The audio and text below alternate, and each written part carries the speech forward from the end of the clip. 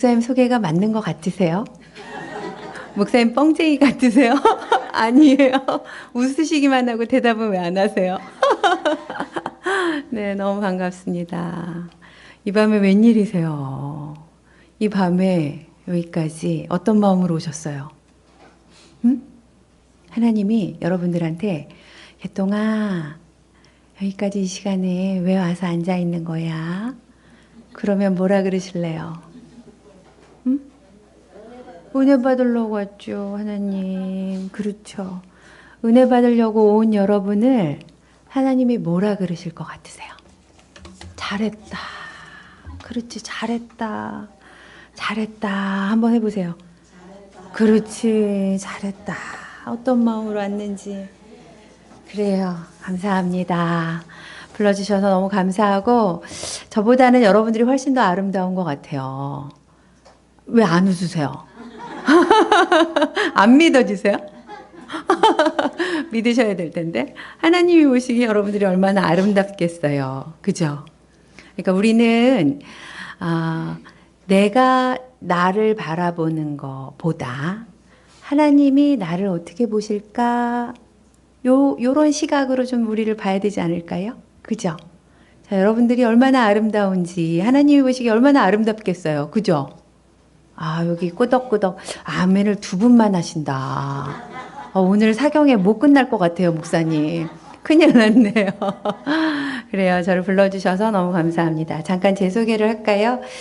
저는 그 횃불 트리니티에서 기독교 상담학과라는 곳에서 학생들을 이제 가르치기도 하고, 그 다음에 주로 하는 일이 저는 이제 심리 상담, 기독교 상담을 하는 일을 하고 있어요. 그래서 여러분 상담은 왜 이렇게 우리가 몸이 아프면 병원에 가듯이 좀 마음이 힘들면 이제 오는 곳이 이게 기독교 상담이잖아요. 그래서 아마 제가 가만히 여기서 올라와서 보니까 여러분들이 살아오면서 인생에서 어떤 인생을 사셨을까, 그러면서 얼마나 훌륭하게 견디시고 애쓰셨을까를 제가 아마 여러분들한테 듣고 배우려면 끝이 없을 것 같아요. 근데 제가 여기에 있는 거 하나, 제가 여러분들보다 조금 아는 게 하나 더 있는 것 같아요. 미모도 안 돼, 뭐 재력도 안 될 것 같아. 제가 여러분들보다 뭐 딱히 잘난 게 없을 것 같은데 아는 거 하나는 뭐냐면 하나님이 주신 마음을 안 돌보면 어떤 일들이 벌어지는가. 여러분, 하나님이 주신 내 마음을 안 돌보면 어떤 일이 벌어지는가. 그렇죠. 여러분, 마음이라는 영역을 하나님이 좀 만들어주셨다. 이거 좀 믿어지세요? 그래요. 그래서 제가 요거는 조금 전문가거든요. 그래서 제가 여러분들하고 이 말씀을 가지고 하나님이 우리가 어떤 마음으로 살기를 원하시는가, 요 얘기를 3일 동안 제가 여러분들하고 나눠보고자 합니다. 첫째는 이제 편한 마음이라는 주제를 가지고 오늘 저랑 같이 여러분들하고 나눌 말씀은 1차 내가 안다 그래요. 여러분 목사님하고 같이 성경 구절 잘 읽으셨는데 계시록 2장 2절 말씀을 본문으로 내가 안다. 여기서 내가가 누굴까요? 우등생이세요. 잘하셨어요. 오늘은 내가 안다. 그리고 내일은 이제 관계적인 측면, 사람들이 어떻게 지내면 좋을 거야. 그제서야 라는 제목으로 좀 얘기해 볼 거고, 그 다음에 마지막 주일날 오후에는 하나님이 주시는 비전, 그거를 이렇게 좀 받들면서 어떠한 태도로 있으면 좋을까. 마음과 관련해서 이렇게 시작할 무렵, 요렇게. 괜찮을 것 같죠? 네, 그래요. 3일 동안 다 오실 거죠? 아유, 감사합니다. 너무 든든하고 좋습니다. 네, 좋습니다. 제가 마음을 얘기하다 보니까 이제 저는 목사님처럼 성경을 보고 막 이렇게 선포하는 일보다는 저는 이렇게 사람들을 만나서 마음이 어떠신 거예요? 그럼 그분 얘기 듣고 그 마음이 왜 생기시는 것 같아요? 이렇게 저는 서로 상호작용을 하는 전문가잖아요. 그래갖고 이렇게 교회에서 설교할 때가 제일 힘들어요. 이분들이 도대체 무슨 생각을 하는 건지, 졸립진 않으신 건지, 뭐 이러니까. 근데 여러분들이 이렇게 오늘처럼 막 반응을 보여주시면 제가 되게 신나는 것 같아요. 너무 감사합니다. 여러분들이 저를 그래서 도와주시는 거 이렇게 반응을 보여주시면서 도와주시는 것 같아요. 자, 계시록 2장 2절 상반절을 다시 한번 같이 좀 읽어볼까요? 자, 이렇게 제가 이렇게 넘기는 건가요? 어떻게 넘어가나요? 넘어갔네요. 네. 첫 번째 줄을 이렇게 뜬 거, 저는, 개역개정 여러분들이 성경으로 읽으셨지만 조금 편하게 표준세 번역으로 이렇게 한번 써봤습니다. 나는, 여기 시작, 한 절만 같이 읽어볼까요? 시작. 나는 네가 한 일과 내 수고와 인내를 알고 있다. 그래요. 나는이 누구예요, 나는? 여러분들 하나님이죠. 하나님이 여러분을 딱 만났어. 개똥아, 나는 네가 한 일, 네가 한 수고, 네가 한 인내를 내가 알고 있다. 이러세요. 내가 안다. 여러분 어떠세요? 너무 좋죠? 너무 좋죠? 그래서 이제 제가 궁금한 거예요. 여러분들은 여러분의 상태를 알고 계세요? 내가 왜 화나는지, 내가 왜 불안한지, 내가 왜 걱정이 많은지, 내가 잠이 안 올 정도로 왜 이렇게 고통스러운지, 내 마음 안에서 일어나는 일들을 혹시 알고 계세요? 잘 모르죠. 하나님은 안 돼. 하나님이 안다 그래서 우리가 내가 나에 대해서 안다 그럴 때 어떤 영역들을 좀 얘기해 볼 수 있을까? 저랑 같이 한번 얘기해 보시면 좋을 것 같아요. 그래서 우리가 하나님이 아시는 내가 한 일, 내가 한 수고, 내가 하는 인내, 하나님이 안다 그러시는데 요거를 내가 어떻게 하면 알아갈 수 있지? 요 세 가지 영역에서 한번 알아갈 수 있지? 요렇게 제가 나눠봤어요. 내가 나에 대해서 안다 그럴 때 나의 의도를 점검하자. 제가 첫 번째. 나의 의도. 여러분 제가 상담하는 사람이라 그랬잖아요. 제가 여러분들 제가 이렇게 조금 마이크를 이렇게 해볼까요? 조금 편안하게 여러분들과 같이 얘기하고 싶은데 보이세요? 아유 고맙습니다. 네. 여러분 제가 여기 옆에 단이 트어졌어. 여기가 제가 영광교회 올라고 예쁜 바지 입고 왔는데 여기가 옆단이 트어졌다고 해봐요. 권사님 막 째려보셔서 지금 어디가 트어졌다는 거야 도대체. 옆단이 트어졌다고 해봅시다. 그러면 제가 이렇게 말씀을 전하는 동안 제가 계속 신경을 뭘 쓸까요? 여기가 저분 눈치챈 것 같은데 막 이래가면서 제가 이거를 가리려고 계속 애를 쓰겠죠. 그죠? 그래서 이 말씀을 전하는 시간 내내 제가 무슨 얘기를 하는지 정신 하나도 없고 요거 가리는 데만 온통 신경이 쓰이다가 말씀이 끝났어. 라고 우와 말씀 전하는 거 성공. 내 트어진 거 안 들킨 것 같아. 이러면 어떻게 돼요? 그럼 이상하죠. 그죠?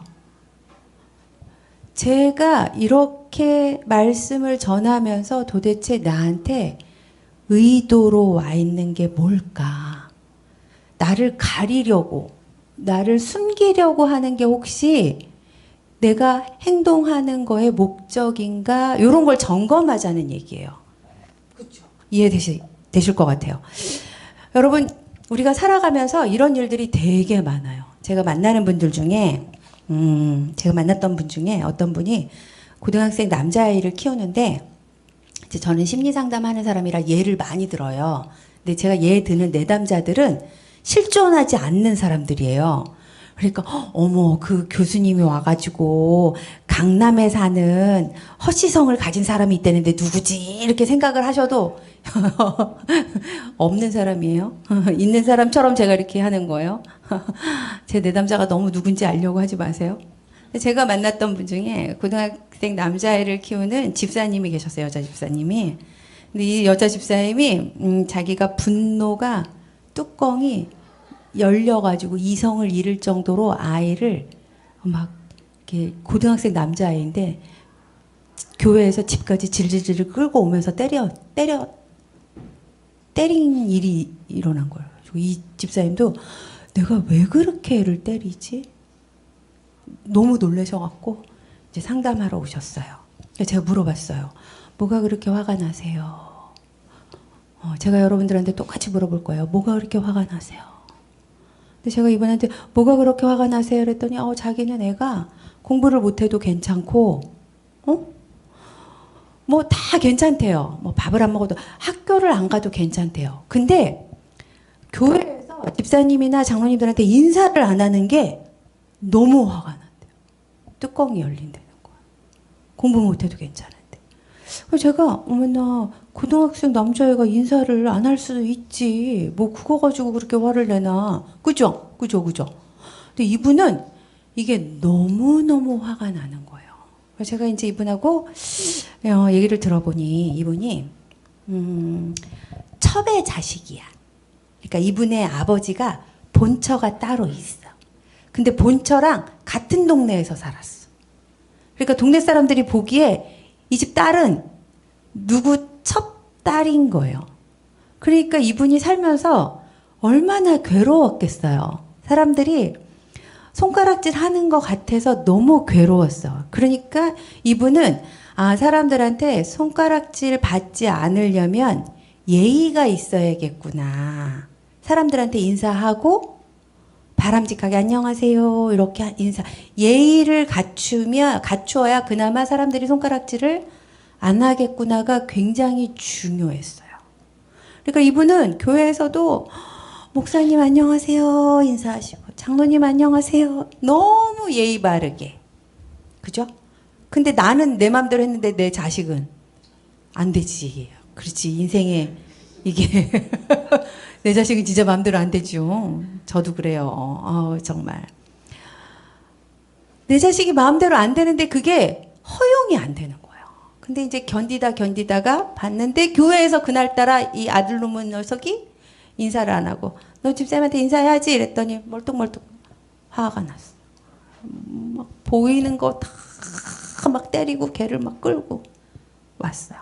근데 그 아들도 참 등치도 큰데 착하죠. 엄마가 너무 불쌍해갖고 그냥 끌려가줬더라고. 나중에 보니까 끌려가줬어. 엄마한테 막 덤빌 수도 있는데. 이게 우리한테 주는 메시지가 있어요. 내가 왜 이렇게 화가 나지? 내 의도, 내 민마음이 뭐예요? 무시당할까봐. 여러분 무시당할까봐 우리가 어떻게 해요? 센 척하죠? 여러분 센 척 안 하세요? 저 예쁜 척 하는 거하고 예쁜 거하고 좀 다르지 않아요? 근데 이게 성경에 나와요. 창세기 3장 7절에. 창세기 3장 7절에 뭐라고 나오냐면 사람들이 눈이 밝아져. 선악을 알게 하는 열매를 맺은 결과 눈이 밝아져. 그러죠? 그래서 눈이 밝아졌다 이러는 거는 뭐 우리가 몽골 사람처럼 눈이 좋아졌다는 얘기겠어요? 근데 저는 심리학을 전공했잖아요. 심리정서적으로 눈이 밝아졌다는 건 뭐냐면 평가하고 판단하는 시각이 생겼다는 거예요. 여러분 옆에 사람 한번 보세요. 어때요?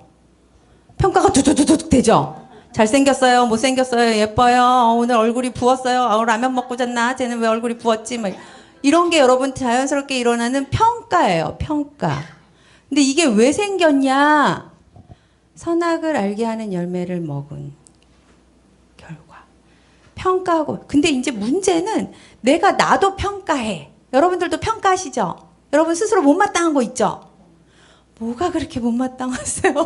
이렇게 고개를 끄덕끄덕거리시면 어떡해? 그러면 내가 못마땅한 것만 있어요? 괜찮은 거는?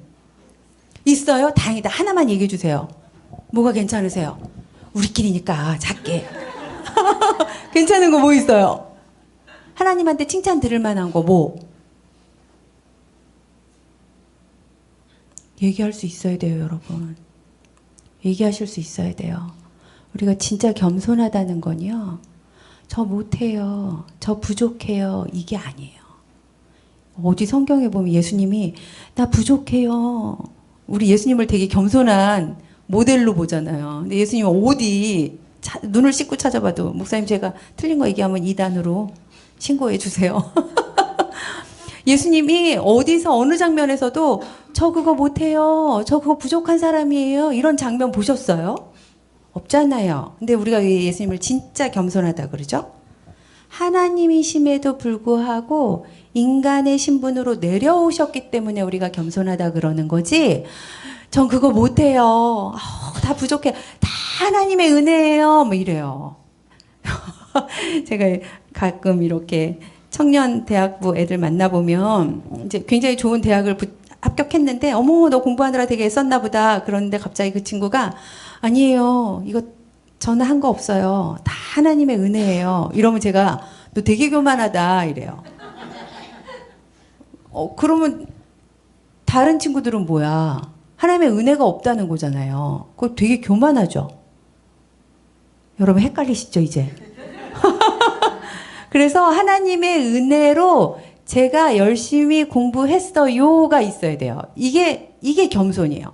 내가 그걸 하기 위해서 얼마나 애썼는지를 내가 알아주는 거. 그래서 제가 이건 제 얘기가 아니고 에드워드라는 사람이 진짜 겸손은 하나님의 시선으로 내가 나를 보는 거다 이런 표현을 해요. 그래서 제가 여러분들한테 어머 이렇게 아름다우세요 그랬어요. 그럼 여러분 겸손하려면 어떻게 하셔야 돼요? 네 맞아요 이러셔야 돼요. 여러분 되게 아름다우세요. 아이고 이거 겸손하신 분이 한 분밖에 안 계시네. 큰일 났네요. 여러분 내가 여러분들이 이 시간에 식사 막 후두룩 막 하고 집안일 막 정리해 놓고 여기까지 오시는 거 쉬우셨어요? 안 쉬웠죠? 마음도 바쁘고 그죠? 근데 왜 오셨어요?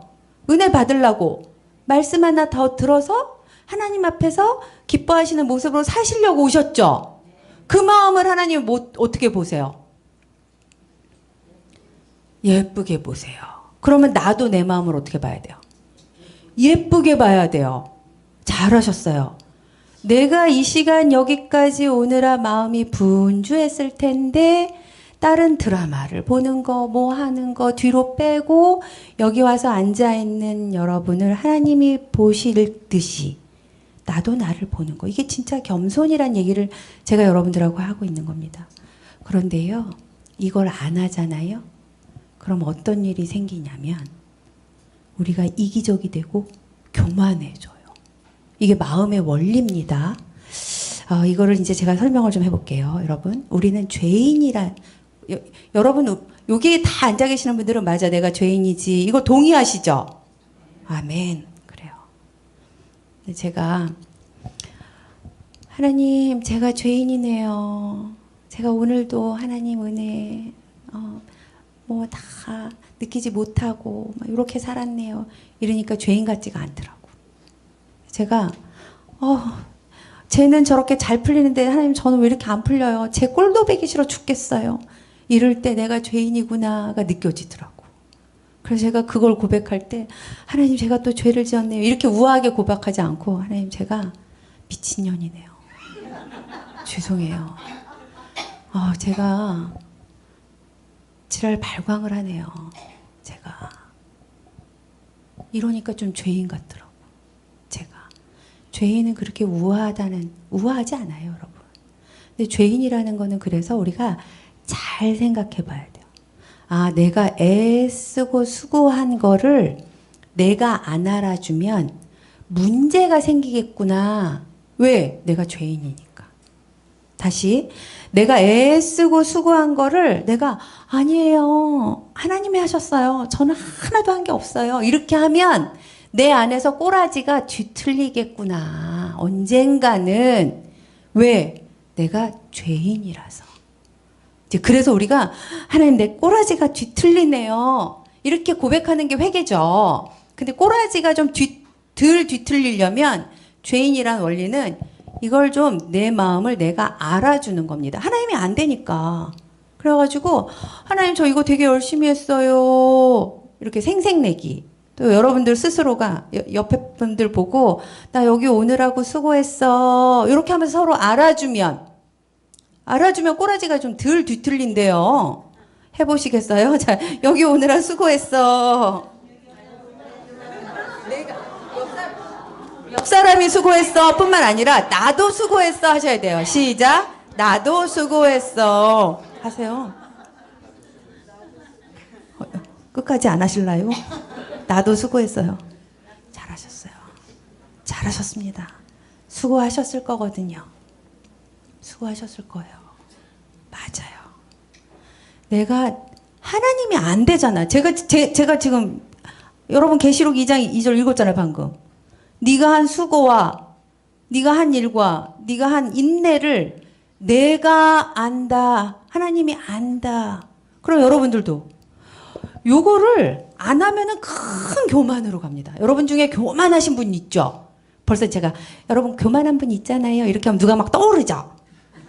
그잖아요. 인생을 살아오면서 있잖아. 막 머릿속에 막 떠오르는 사람들 있잖아요. 그죠? 근데 그분들 가만히 보면 은근히 잘난 척하고 은근히 알아주기를 바라는데 누가 안 알아줘. 우리 김사물 목사님 제가 너무 맛있는 것도 사주시고 제가 아주 훈남이시다가 말씀도 잘하시고 목소리도 어떻게 해. 너무 근데 목사님을 교만하게 만드는 방법이 있어요. 여러분들이 하실 수 있어요. 목사님을 앞으로 교만하게 만드시려면 목사님이 한 수고를 여러분들이 하나도 안 알아주면 돼요. 목사님이 이렇게 애쓰시는데 이렇게 고생하시는데 목사님이 그래도 이게 부족해요. 목사님 이거 더 하셔. 목사님은 이렇게 하잖아요. 그럼 목사님이 내가 한 일과 내가 한 수고와 내 인내를 안 알아주잖아요. 그러면 점점 내 의가 강해집니다. 그래갖고 여러분들이 책임이 있어요. 목사님을 더 지금 이렇게 멋있는 상태로 계속 유지하시려면은 여러분들이 뭐 하셔야 돼요? 알아주셔야 돼요. 어떻게? 목사님 너무 수고하셨어요. 목사님의 수고로 우리 양들이 이렇게 지내요. 이런 얘기를 하실 책임이 이슈 없슈? 이슈? 다 충청도 대슈? 네, 여러분 우리 스스로에게도 마찬가지예요. 제가 깨알 자랑이 교만으로 가는 걸 막는다 그래요. 여러분 교만 내 의도 내가 이렇게 교만하지 이것 때문에 괴로워하시는 분들이 있다면 내 수고를 내가 잘 몰라주나 보다. 은근히 알아줬으면 하나 보다. 이렇게 돼요. 근데 이게 참, 제가 이제, 어느 권사회, 어느 큰 교회 권사회에 수련회를 갔어요, 제가 그 교회 권사라서 간 게 아니고 강사로 간 거예요. 그래서 권사님들, 은근히 잘난 척 하지 마시고요. 대놓고 잘난 척 하세요. 은근히 잘난 척 하면 재수없어요. 제가 이랬어요. 그래서 권사님들이 막 웃으셨어.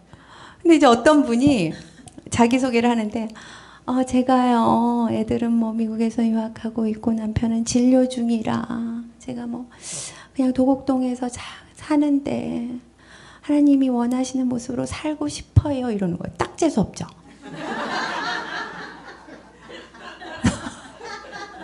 괜찮으세요? 친하고 싶으세요? 가만히 봤더니 왕따야. 그 권사님하고 옆에서 누가 커피도 잘 안 마실라 그래. 그 권사님 외롭겠죠? 그러면은 그렇게 안 하면 되잖아. 근데 그렇게 안 하는 방법을 몰라. 내 의도를 모르는 거예요. 내가 잘난 척 하는 것 같으니까 사람들이 날 싫어하는 걸 이걸 어떻게 알겠어? 모르지. 근데 이제 옆에 누가 친한 분이 있으면 자기 그러니까 좀 재수없다. 그러지 마. 이렇게 얘기해 주면 좋은데 그런 분들 주변에 그런 뭐 없잖아요. 왜 그래요, 여러분? 누가 알아줬으면 좋겠거든. 누가 알아줬으면 좋겠어요. 그래서 그 권사님한테 가고 어머 권사님 애들 키우느라고 고생했겠다. 아이고 권사님 그 밑바닥에서부터 올라오고 강남에 사느라고 진짜 고생했겠는데 남편 들어온 비유 맞춰가면서 개고생했겠는데?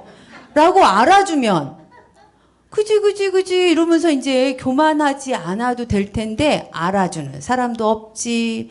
내가 그러다 보니까 남들이 더 안 알아주지. 외로워지죠? 재수없어지죠? 교만해지죠? 이렇게 얘기해도 돼요? 제가 재수없다 이런 말? 용서하세요. 용서하세요, 여러분. 네, 이런 일들이 우리 안에 벌어지죠? 여러분, 나의 의도를 점검하세요. 네. 근데 이거 굉장히 힘들어요. 제가 처음부터 여러분 제가 밑단 뜯어줬어요. 죄송해요. 신경 쓰지 말아주세요. 라고 까면 되는데 제가 원래 요런 것밖에 없는 사람이에요. 그래도 여러분하고 같이 있고 싶어요. 이렇게 하면 되는데 이 이야기를 하기가 우리 안에 참 힘듭니다. 그래서 여러분들이 어떤 행동이나 어떤 말이나 어떤 표정을 지을 때 내가 왜 그러지? 내 속마음을 좀 들여다보자는 얘기를 여러분들하고 하고 있는 겁니다. 자, 그다음 두 번째로는 여러분 나의 마음과 씨름하자예요. 여러분 살만하세요? 좀 사는 게 어떠세요? 너무 고달프지 않으세요? 제가 이 상담 쪽에 정말 이렇게 수십 년 있다 보니까 제가 알게 된 게 있어요. 사람들이 겉으로 번지르르 해 보여도 속은 지옥 같구나. 우리는 불안하지 않은 사람이 정말 하나도 없구나. 처음에 너무 근사해 보이는 사람이 이렇게 왔어요. 근데 얘기 듣다 보면 다 힘들어요. 그리고 저 사람이 날 무시하면 어떡하지? 이렇게 조마조마 부들부들 떨고 있는 게 우리의 인생이더라고. 이거를 제가 그전에 몰랐어요. 저는 이게 좀 근사하게 차려 보인 사람들은 사는 게 좀 쉬울 줄 알았어요. 근데 근사하게 차려입은 사람들이 제 앞에 와갖고 얘기하는 얘기를 들어보잖아요. 와, 너무 끔찍해요.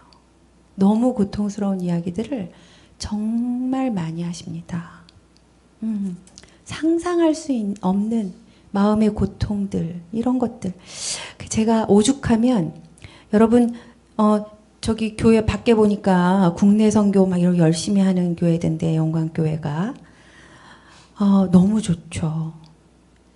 제가 이제 신학교 교수잖아요. 우리 학생들한테 이 시대의 이 시대의 땅끝 중에 하나는 미전도 종족, 왜 이렇게 땅끝까지 이르러 복음을 전하라 그러잖아요. 왜 복음.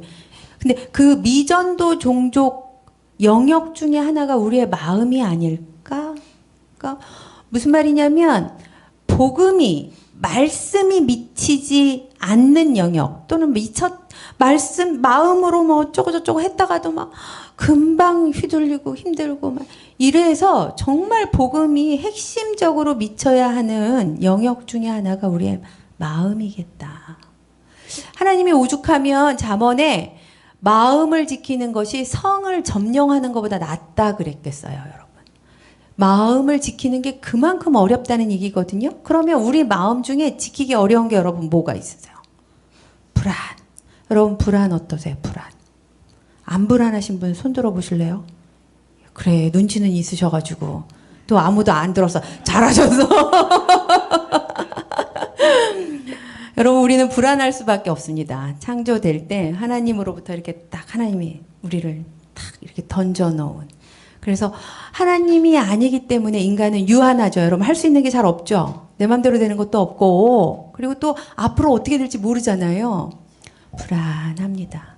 제가 믿음과 불안은 여러분 이렇게 막 믿음, 주여 믿음을 주시옵소서 이렇게 기도도 하시고 또 굳센 믿음으로 나아가자 막 이렇게 하시면서 또 사시고 계실 텐데, 믿음하고 불안은요 공통점이 있어요. 미래를 현재에 산다는 거예요. 믿음도 여러분들이 제가 김은영이 여자라는 게 믿을 필요는 있나요? 제가 여자라고는 믿음의 영역은 아니죠. 그죠? 그리고 여러분들이 여기 와 계시는 거는 믿을 필요는 없죠. 있으니까. 팩트니까. 사실은 믿을 필요는 없죠. 그런데 오늘 우리가 집에 갔다가 내일 다시 이 자리에 올 거라는 거는 믿음이 필요하죠.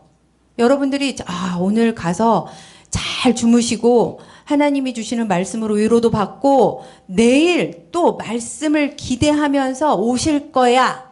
이거는 제가 믿어야 돼요. 저한테 믿음의 영역이에요. 미래의 일이니까. 그죠? 근데 불안도 마찬가지예요.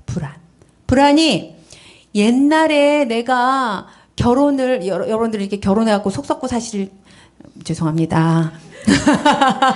결혼해갖고 이렇게 속 썩고 살 줄 알았으면 내가 결혼 안 했나 뭐 이런 생각하시는 분들이 있을 텐데, 내가 지금 결혼해 있는 상태인데 결혼을 못할까봐 불안하진 않으시죠? 그쵸?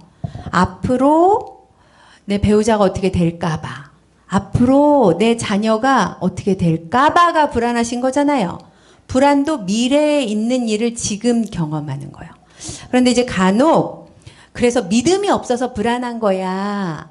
이런 말씀을 하시는 분들이 있어요. 근데 저는 그럴 수도 있지만 또 하나는 우리 중에 미래를 유난히 사시는 분들이 있어요.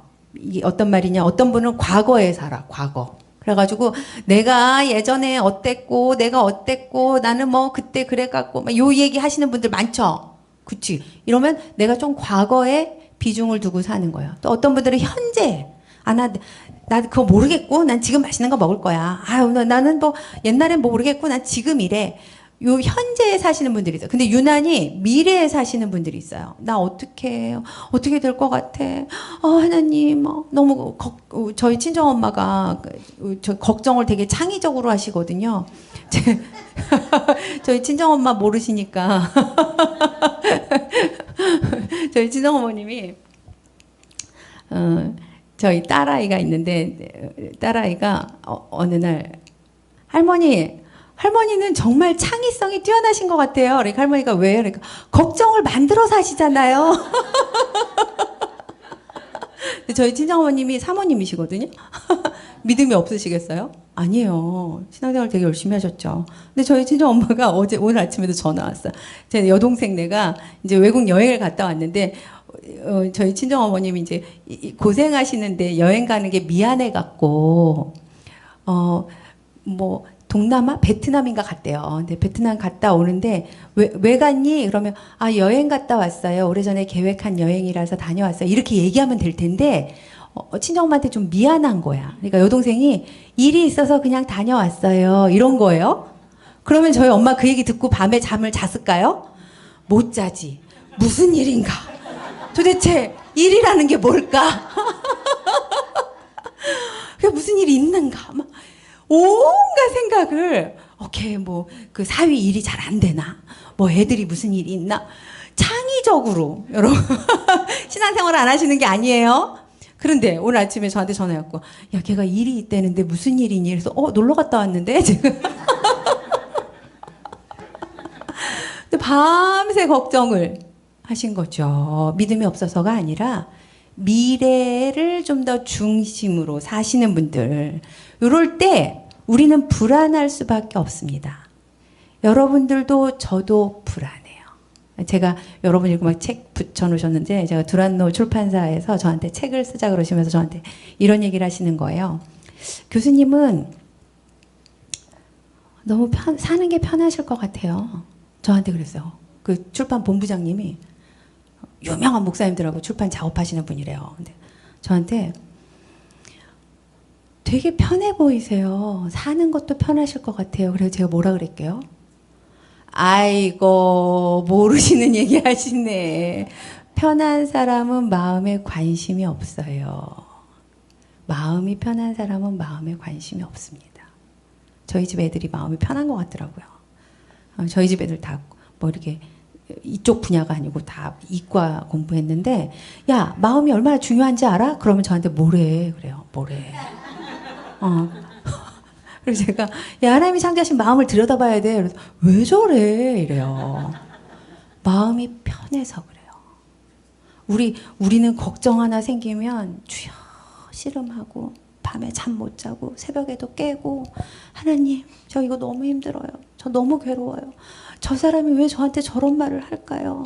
하나님 뭐예요? 막 이렇게 씨름하고 마음이 너무 복닥거리고 괴로워 죽겠어요. 이렇게 하다가 또 제가 실패하면 어떡해요? 막 불안해요. 너무 불안해요. 그럼 또 기도하고 이러잖아요. 그죠? 제가 그 본부장님한테 그랬다니까요. 아유 진짜 마음이 편했으면 제가 이런 책 썼겠어요. 그분이 너무 위로가 된대요. 너무 위로가 된대요.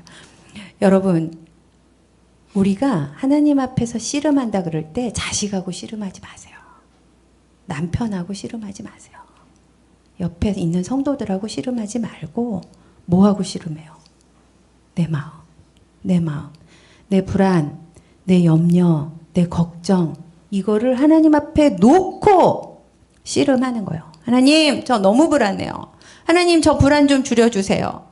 하나님, 저 믿음 없다 그러지 마시고 제 불안 좀 어떻게, 제 걱정 좀 해결해 주세요.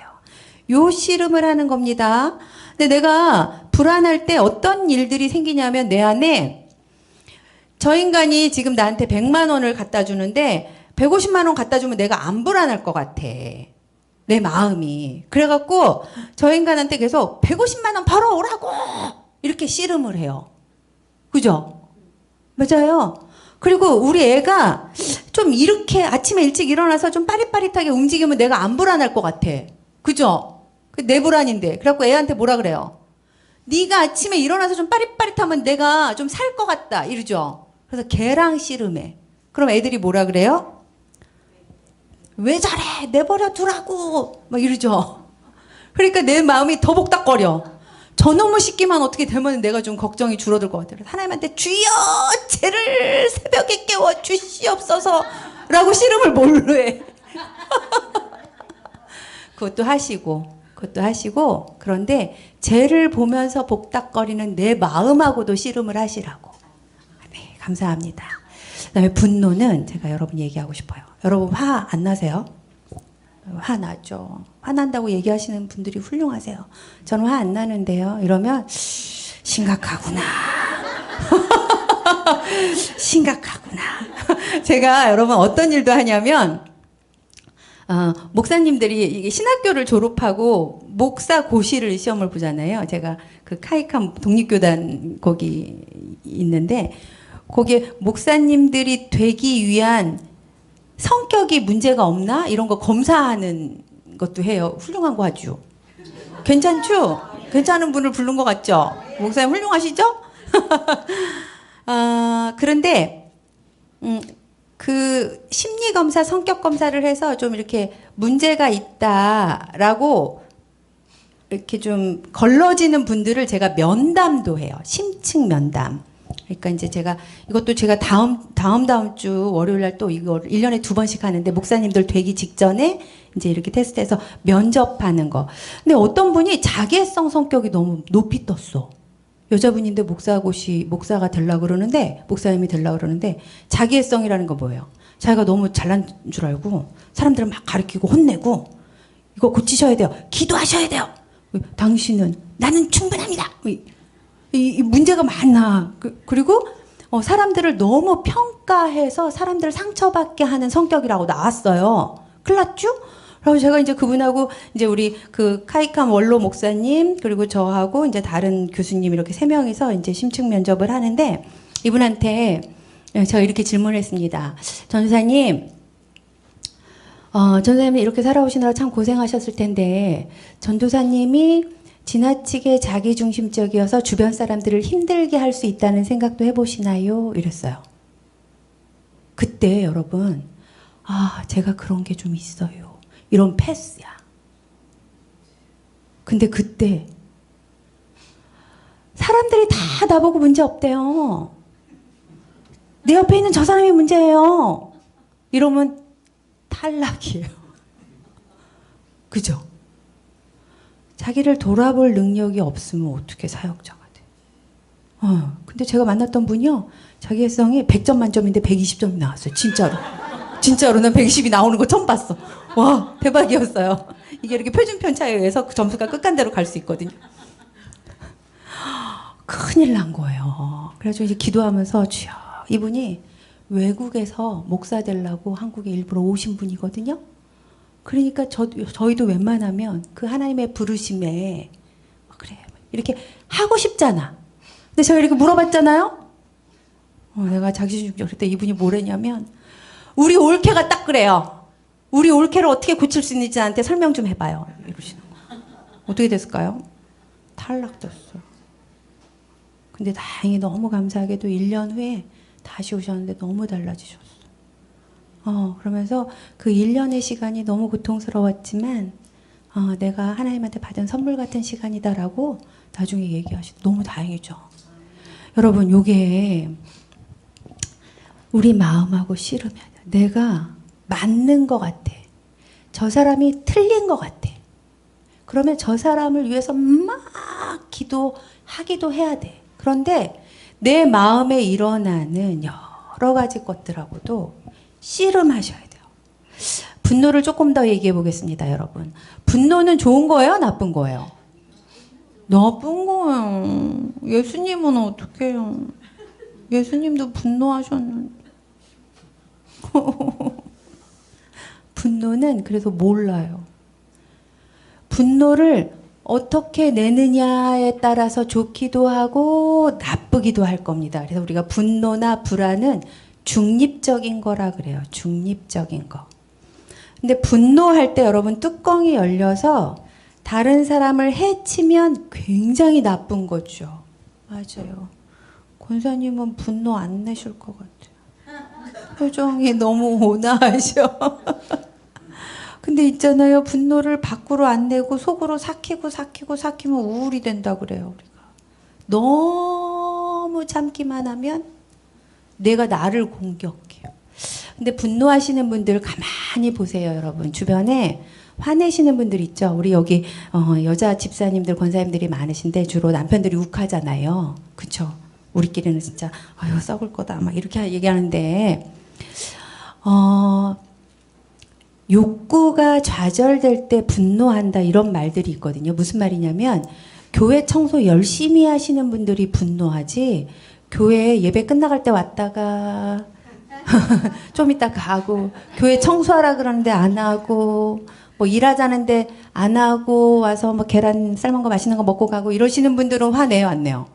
안 내지요. 그러니까 거꾸로 어떤 분들이 화내요? 일하는 사람들이 화내요. 일 열심히 하는 사람들이, 열정이 많은 사람들이 화내요. 그래서 화낼 때 화가 왜 나요? 내가 이렇게 열심히 이런 마음을 쏟고 있는데 내가 원하는 대로 됐으면 좋겠다라는 마음이 강하면 강할수록 어떻게 되죠? 화가 나요. 그래서 여러분 자녀들 보고 화나는 이유가 자녀가 어떻게 되든 말든 관심이 없으면 화가 잘 안 나.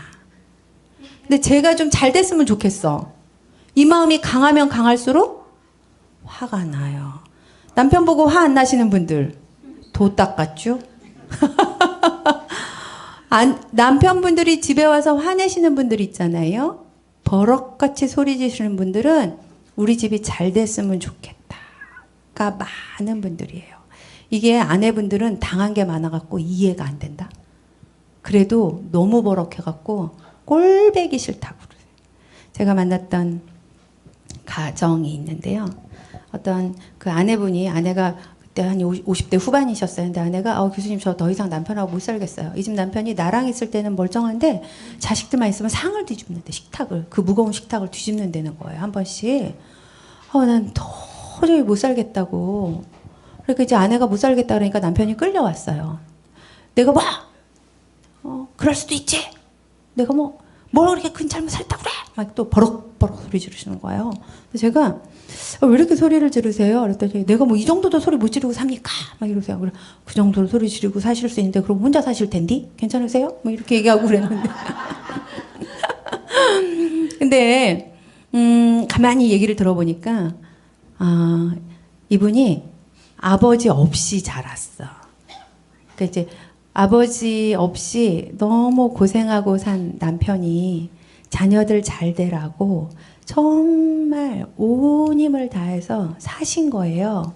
근데 자녀들이 좀 잘하고 좀 배웠다고 나를 무시하는 것 같아. 그러니까 기분은 나쁘지만 자녀들한테 얘기를 못 하는데 이제 애들하고 같이 이렇게 밥 먹으려고 이렇게 앉았을 때 반찬이 마땅치가 않은 거예요. 근데 이 집 남편은 아내하고 둘이 먹을 땐 반찬이 마땅치 않아도 화가 안 나. 근데 반찬이 마땅치 않을 때 아내한테 이게 뭐야? 먹을 게 없잖아. 식탁을 확 뒤집어.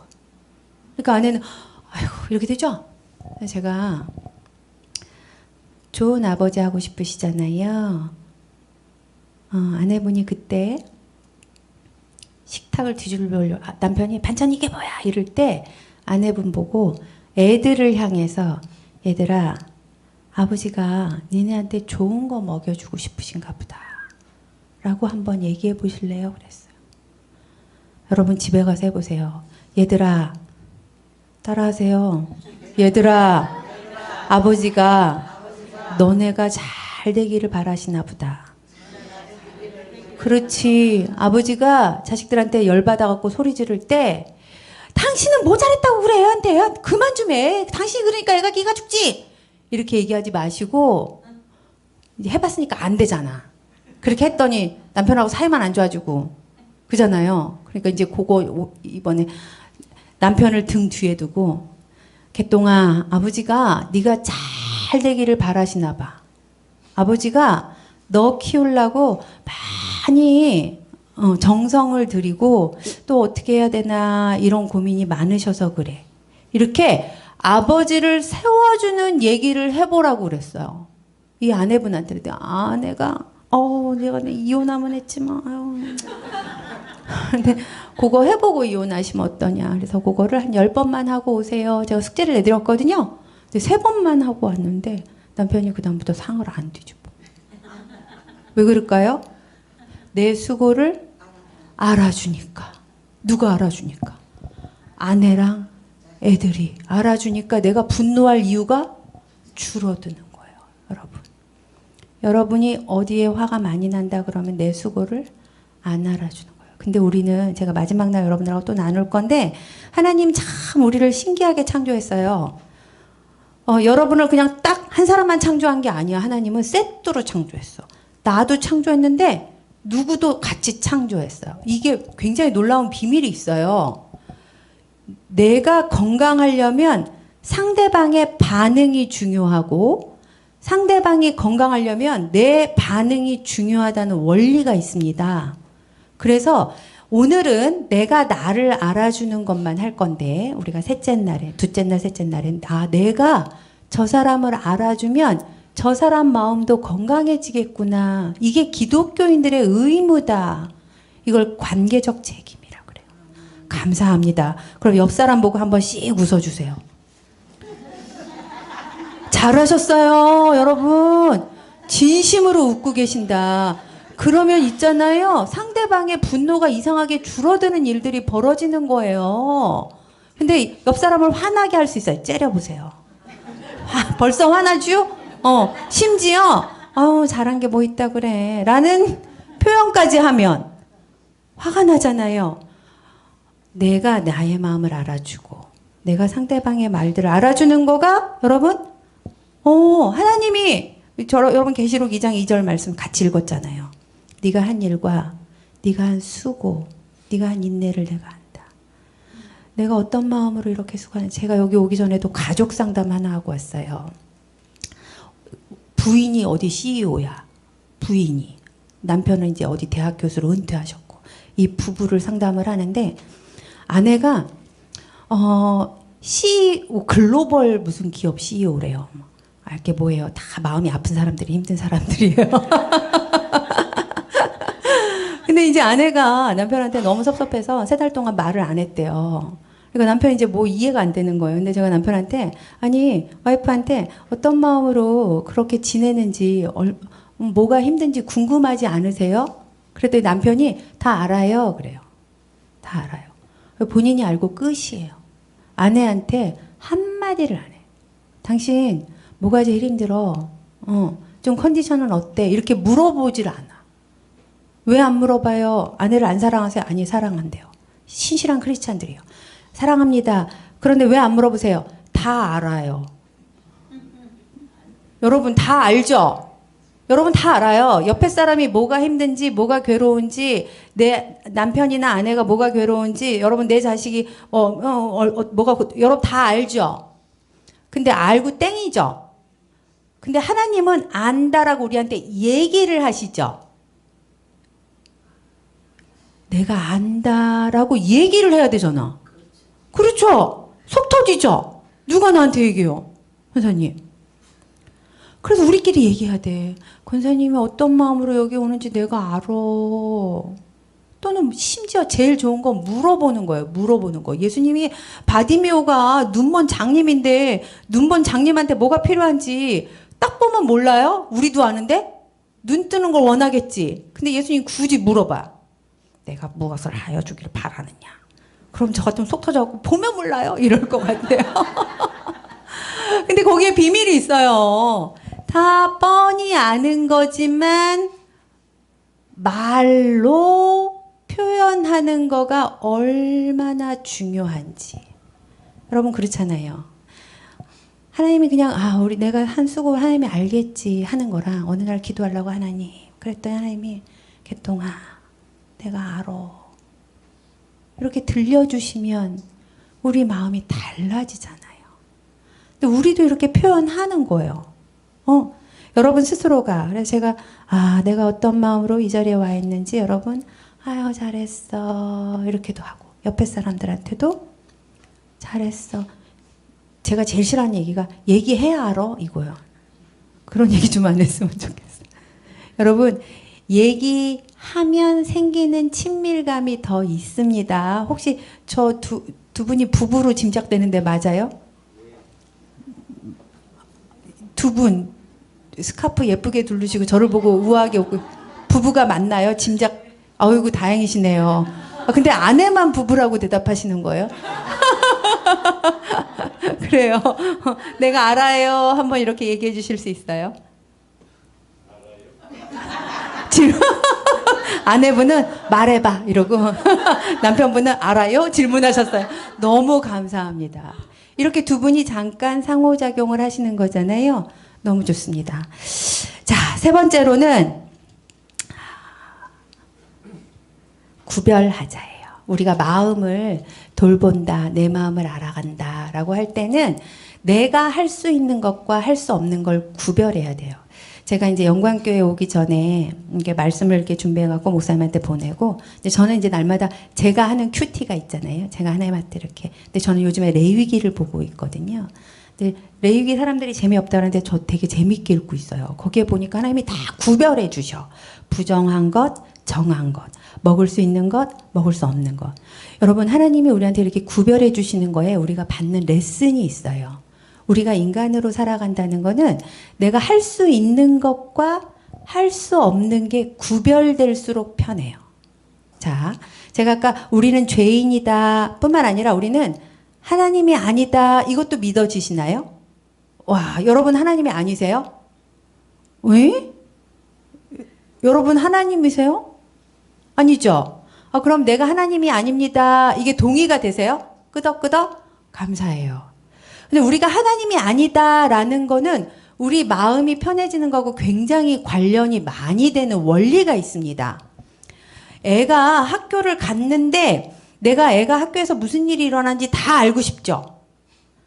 제가 쟤랑 연애하면 안 될 것 같은데 그래서 그 여자애랑 그 남자랑 만나는지 막 알고 싶죠.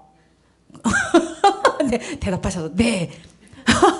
근데 다 알고 싶지만 남편이 회사 가서 어떤 년이랑 만나는지 알고 싶죠? 죄송합니다. 알고 싶고 알아야 될 것 같고 막 이러잖아요. 막 부화가 나고 다 따라가서 막 위치 추적하려고 그러고 핸드폰 있잖아. 통화 내역 다 보시고 막 이거 하잖아요. 근데 우리는 하나님이 아니라서 다 알 수 없어요. 심지어 다 알면 우린 더 힘들어지는 게 우리의 존재예요. 그러니까 우리가 알 수 없게 하시는 거는 모르게, 신명기 29장 29절에 보면 내가 너희에게 알려주는 것만 알고 알려주지 않는 건 알려고 하지 마라. 이런 말씀이 있듯이 우리도 우리 옆에 있는 사람들에게 무슨 일이 일어나는지, 왜 그러는지, 어디 가서 뭐 하고 있는지를 다 알고 싶으나 알려고 안 하는 거가 우리한테 도움이 될 때가 있습니다. 네. 이게 아는 영역이고요. 또 두 번째는 우리가 하나님이 아니다 그러는 거는 시간을 초월할 수 없어요. 거꾸로 우리가 시간이라는 영역을, 요인을 우리의 삶으로 들여올수록 우리 마음이 편해지는 원리가 있습니다. 여러분 공황장애 혹시 이 중에 겪어보신 분들이 있으실지 모르겠는데, 공황장애가 뭐죠?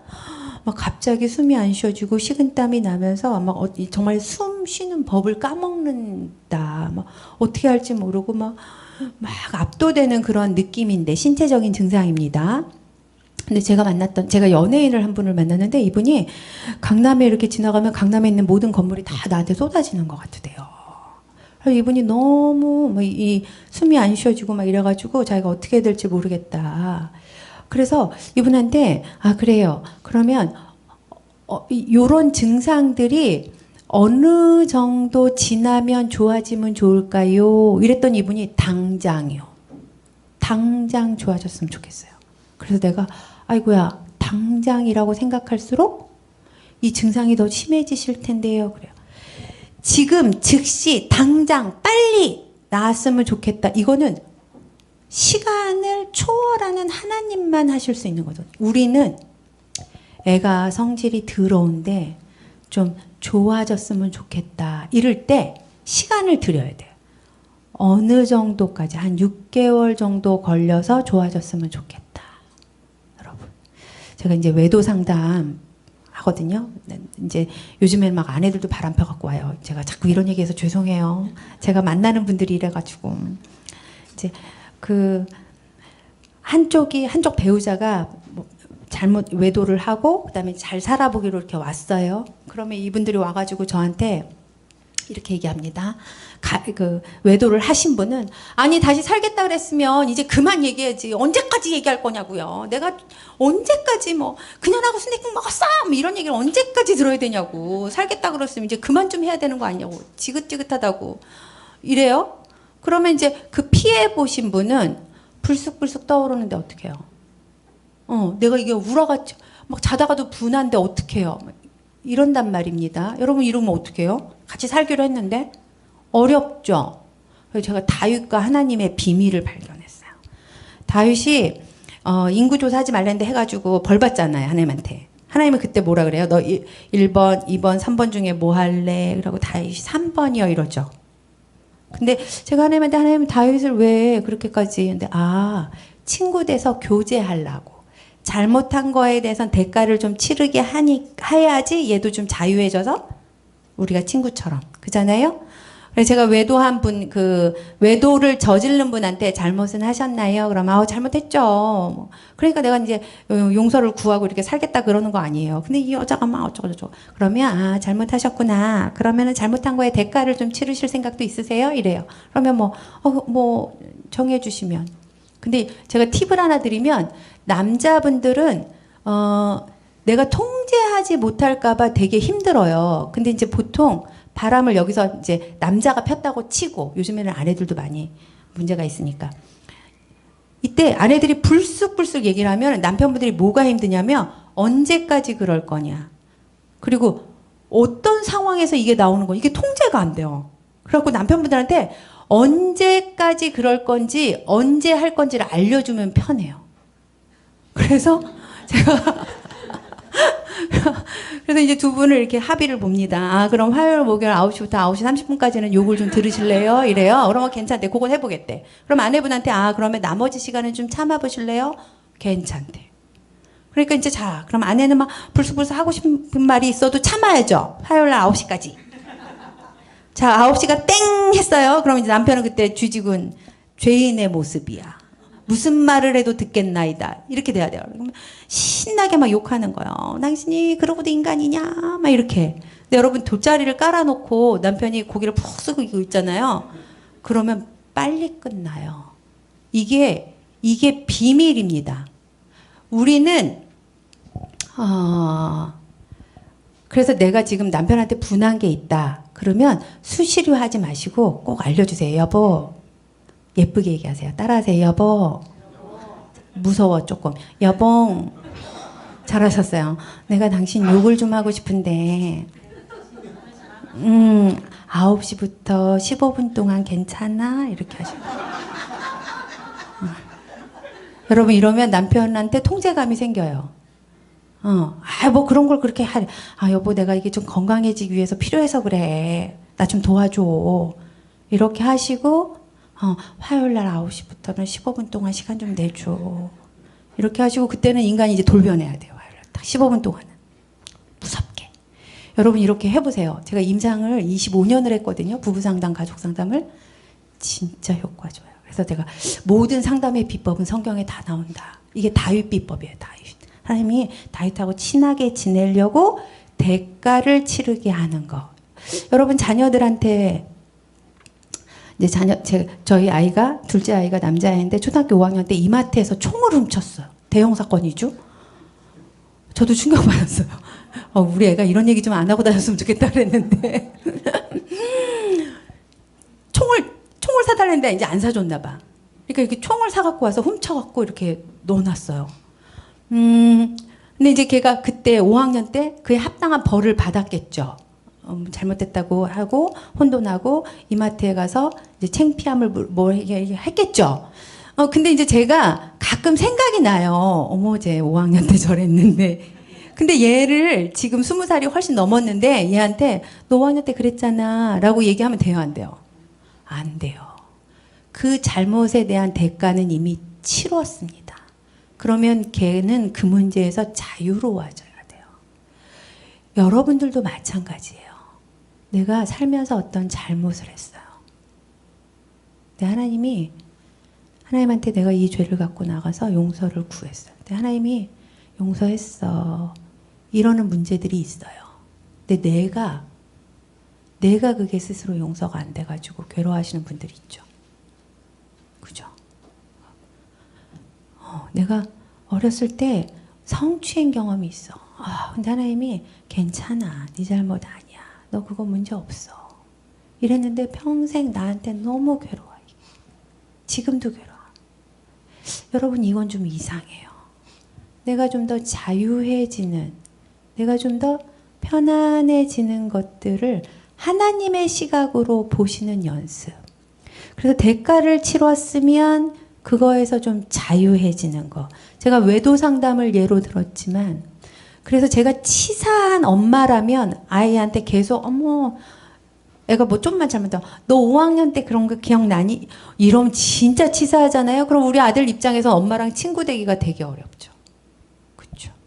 우리 애도 엄마 나 초등학교 2학년 때 왜 나한테 그렇게 소리 질렀어? 엄마가 나한테 소리 질러갖고 내가 얼마나 상처받았는 줄 알아? 나 구멍 못 푼다고 엄마한테 뒤지게 혼나고 엄마가 그렇게 나한테 혼날 수가 있어. 이 얘기를 지금도 하면 저도 괴롭잖아요. 근데 애들이 그거 가끔 얘기해요. 제가 아까 마음이 편한 사람이 아니라 그랬잖아요. 제가 이제 애를 태우고 뭐 어디 학원을 데려다 주고 있었는데 제가 마음이 되게 안 좋았나 봐. 저희 큰애가 되게 느린 보예요. 이렇게 다녀요. 느리게 9시에 약속 있으면 8시 55분에 나가는 애 있잖아요. 1시간 걸리는데. 이런 애니까 제가 속이 터져갖고 가다가 너 차에서 내려! 제가 이런 적이 있나 봐요. 차 세워놓고 그래서 걔 내려놓고 저도 차 세워놓고 있었는데 애가 지금도 그 얘기 엄마가 그때 차 상처라고 언제까지 얘기할 거야?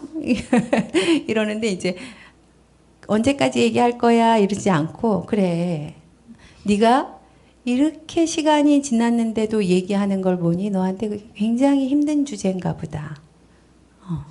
내가 미안하다. 엄마가 잘못했다. 엄마도 몰라서 그랬다. 이렇게 얘기를 몇 번을 하는 거죠. 그러면 이 마음이 좀 줄어드는. 이거가 여러분 내 기준이 아니고 이제 저 사람 기준이 되어야 되는데 할 수 있는 것과 할 수 없는 것 구별하다 이 얘기까지 나왔습니다.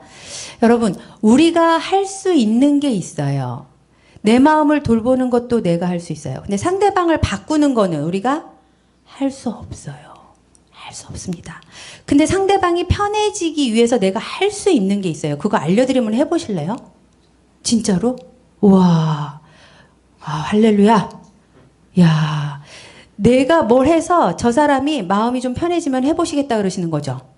이 원리가 있습니다. 여러분 우리는 제가 아까 선악을 알게 하는 열매를 맺은 결과 눈이 밝아져서 그랬잖아요. 그러니까 저 사람이 나를 무시할까 평가받을까 판단받을까 너무 무섭고 떨린다 그랬죠. 그러니까 우리가 커버링을 계속해요.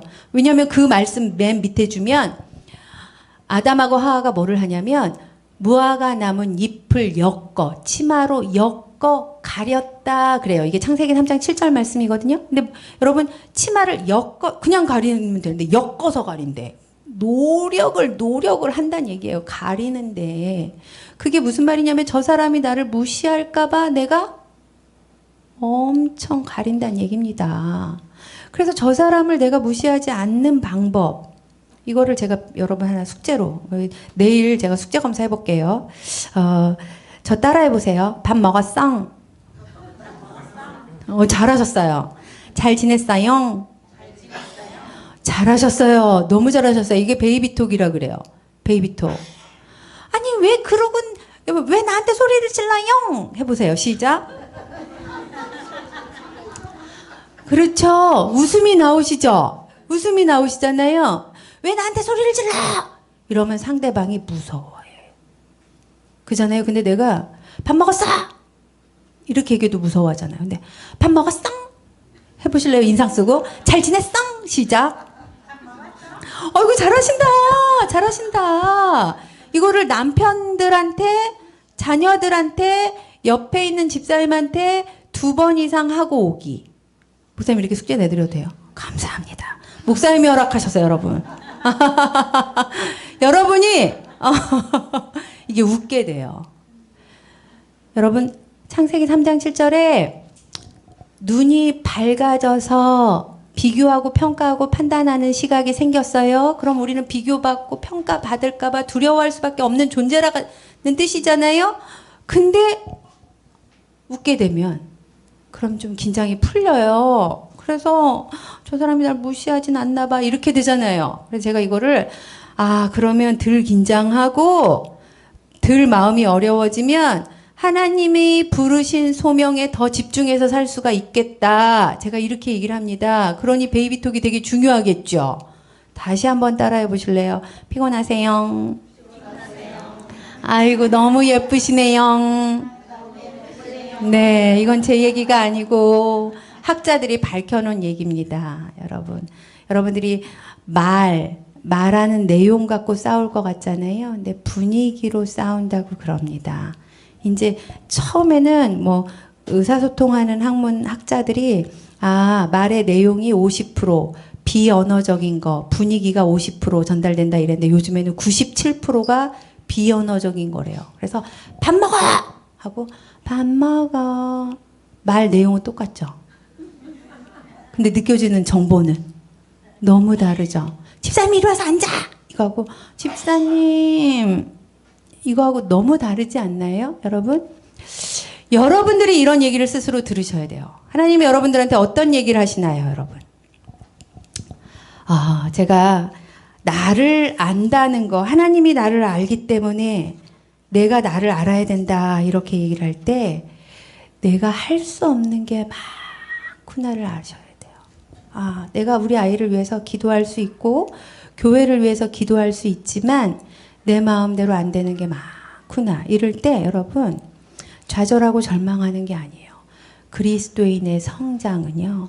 내가 할 수 있는 게 많아지는 게 성장이 아닙니다. 제가 기독교 상담을 저는 원래 일반 심리학을 하고 일반 심리학으로 대학원을 했어요. 근데 박사과정을 기독교 상담으로 했는데 제가 깜짝 놀란 게 있었어요. 일반 심리학에서는 내가 더 나은 사람이 돼서 더 괜찮은 스펙을 붙여서 행복해지는 거, 성장하는 거에 관심이 많습니다. 근데 기독교 상담은 되게 이상한 일들이 벌어지더라고요. 그 이해가 어떤 장애인이 상담하러 왔는데 심리학에서 상담을 할 때는요. 장애인으로서 살아갈 때 장애물이 뭔 것 같으세요? 그런 것들을 어떻게 개선하고 싶으신가요? 그런 걸 어떻게 조절하실래요? 요렇게 합니다.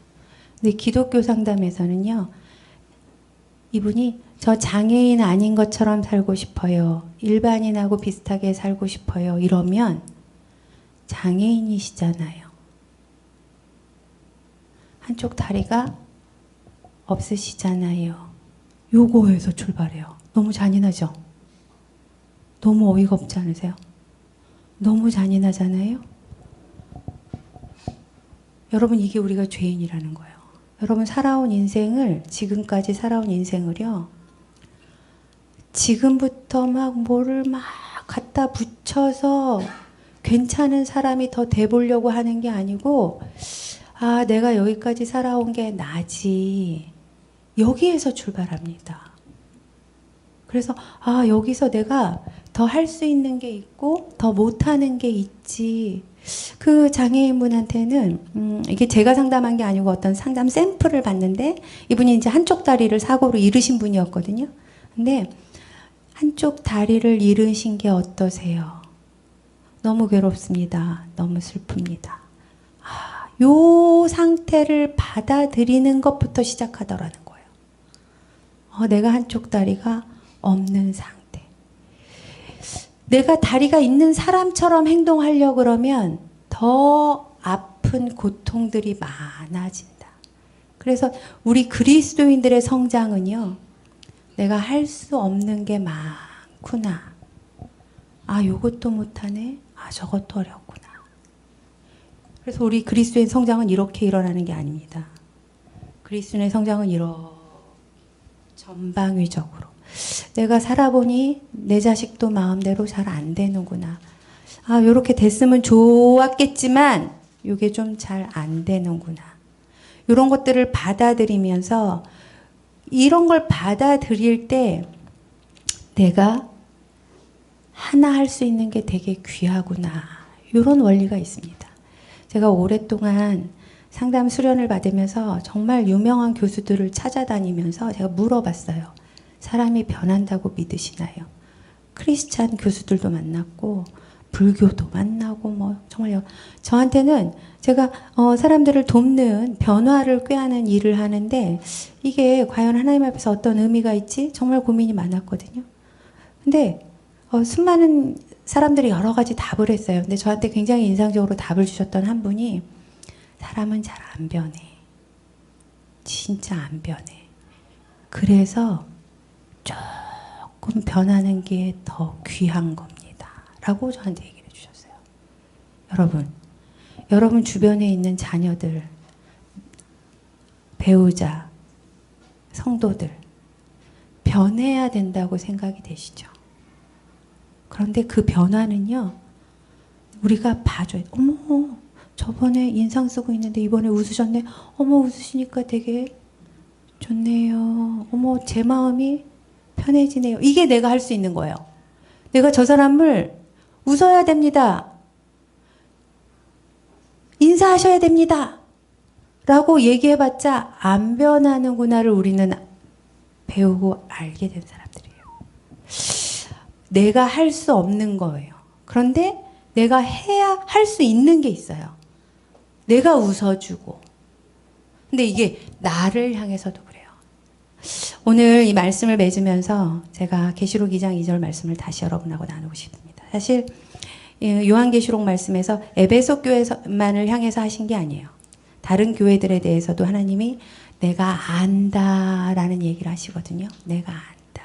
그 다음에 하나님이 뭐라 그래요? 교회들한테. 혼내기도 하고 잘했다고도 하고 뭐라고 합니다. 근데 여러분, 우리 안에 먼저 하나님께서 내가 너 알아. 네가 얼마나 수고하는지 내가 알아. 네가 얼마나 참고 있는지 내가 알아.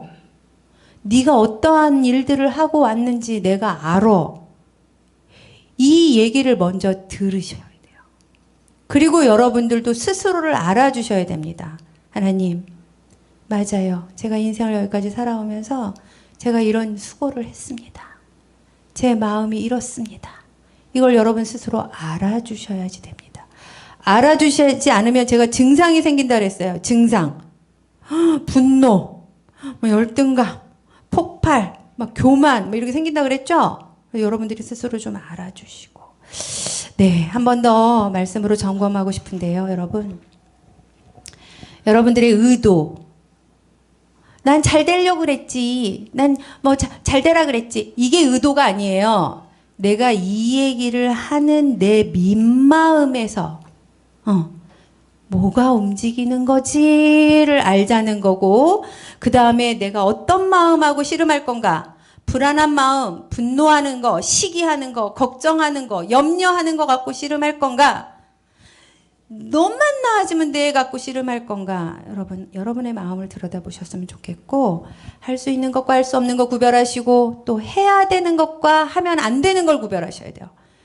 여러분이 하면 안 되는 게 뭐예요? 여러분 너무 잘 아세요. 하면 안 되는 거가 막 괴롭히는 거, 막 폭언하는 것도. 그렇지만 또 나를 괴롭히는 거, 여러분. 나를 괴롭히는 거. 제가 이 책을 내면서 욕구와 욕망과 탐욕을 구별하자 이렇게 세 개를 좀 구별을 해봤는데 여러분 욕구는요 배고픈 거, 밥 먹고 싶은 거 이게 욕구거든요. 근데 여기에 인정받고 싶은 것도 욕구예요. 인정받고 싶은 거. 그래서 내가 왜 사람들의 인정을 이렇게 받고 싶어 하지? 이럴 일이 아니라 욕구는 채워야 돼요. 아, 내가 인정받고 싶은 욕구가 있구나. 그건 채워야 돼요. 우리가 상대방을 인정해주면서 채워주기도 하고. 그 다음에 욕망은 뭐예요? 욕망. 욕망은 조금 더 나은 것들로 욕망. 그래서 내가 배고픈데 더 맛있는 걸 먹고 싶어 하고, 더 비싼 걸 먹고 싶어 하고, 더 좋은 걸 갖고 싶어 해요. 근데 욕망은 무조건 나쁜 게 아니고, 내 상태를 봐야 돼. 아, 내가 돈이 2만 원이 있는데, 내가 5만 원짜리를 먹고 싶어 하네? 이러면 잘못된 거예요. 근데 내가 2만 원이 있는데, 2만 원짜리 먹고 싶으네? 이러면 괜찮죠? 그럼 욕망을 이렇게 조절하는 거예요. 근데 탐욕은 나도 해치고, 탐욕은 우상숭배라고 성경에서 말씀하십니다. 여러분, 탐욕은 뭐예요? 나도 해치고, 타인도 해치는 거야. 내가 지금 배가 부른데 더 먹으려고 그래. 탐욕이죠. 여러분 집에 가셔갖고 야식 드실 거예요? 배가 부른데도 야식을 막 먹고 싶어 해. 그럼 탐욕인가 생각하셔야 돼요. 그죠? 근데 배가 고픈데 먹으려고 그래. 내가 믿음이 부족해서 자꾸 밥을 먹으려고 그래. 이러지 마시고. 아, 내가 욕구구나. 이건 채워야겠구나. 이러시면 되잖아요. 그죠? 우리 마음에서 일어나는 일들이. 내가 인정받고 싶어 하는구나. 내가 하나님 인정이면 되는데 왜 사람들의 인정을 받고 싶어 하지? 주여 회개합니다. 이럴 일이 아니라 아, 내가 인정받고 싶구나. 그래서 여러분 이거를 채우시려면 옆 사람한테 나 잘했다고 얘기 좀 해줘 봐봐. 그게 나한테 좀 필요해. 라고 이야기하셔야 되고. 제가 시간이 조금 지났지만 한 말씀만 여러분들하고 더 같이 나누고 싶은데 제가 오늘은 사실은 나를 아는 거에 대해서 좀 얘기를 하고 싶었는데 여러분들이 이렇게 같이 잘 반응을 해주셔서 한 얘기만 더 하고 싶은데 여러분 사마리아 여인 마지막으로 요 얘기만 예수님께서요 사마리아 여인을 만났을 때요 사마리아 여인은 뭐예요? 사람들 눈을 피해서 정오에 우물가에 물 길러 나온 여인이잖아요. 그래서 우리가 관계 중독일 거다 우울증일 거다 뭐 어쩌고저쩌고 대인기피증이 있을 거다 막 진단을 해요. 그런데 그러거나 말거나 예수님이 그 여인을 보고 첫 마디가 뭐예요? 너 관계 중독이지? 너 기도해야 돼. 이게 아니었어. 사마리아 여인 첫 마디가 예수님이 나 물 좀 줘요. 난 네 도움이 필요해 라는 얘기입니다. 그 여자가 깜짝 놀라죠? 어머, 당신 같은 분이 왜 어떻게 나한테 물을 달라고 그래요? 근데 여러분 옆에 있는 분들이요 난 당신의 도움이 필요해요. 나 집사님의 기도가 필요한 사람이에요. 배우자한테 나한테 살살 얘기해 주는 게 도움이 돼요. 자녀한테 야 너가 엄마를 위해서 기도 좀 해줘 봐봐. 이럴 때 사람들이 그 상대방이 존재감, 우울증 다 낫는데요. 예수님 기법이죠. 내가 도와주려고 할 때보다 나는 당신의 도움이 필요해요. 예수님이 뭐가 부족해서 사마리아 여인한테 그랬겠어요? 근데 예수님 너무 잘 알고 계시는 거죠. 우리가 상호작용, 그래 여러분들이 여러분 자신이 난 당신의 도움이 필요한 사람입니다 라고 이야기하는 게 자존심 상할 일이 아니에요. 예수님이 하셨던 이야기입니다. 옆에 분들한테 얘기해서 난 당신의 기도가 필요한 사람입니다. 네. 우리가 오늘 주신 말씀 가지고 하나님께서 나를 안다 하시는 말씀을 가지고 우리 잠깐 기도합시다. 하나님, 여러분들이 소리를 내서 내 목소리가 내 귀에 들릴 정도로 그러네요. 하나님. 하나님이 나를 안다고 얘기하시네요. 나도 나를 아는 삶을 살아가게 도와주시옵소서. 말씀을 붙잡고 오늘 기억에 남는 마음에 남는 것들을 놓고 같이 기도로 나아갑시다. 그렇습니다. 하나님.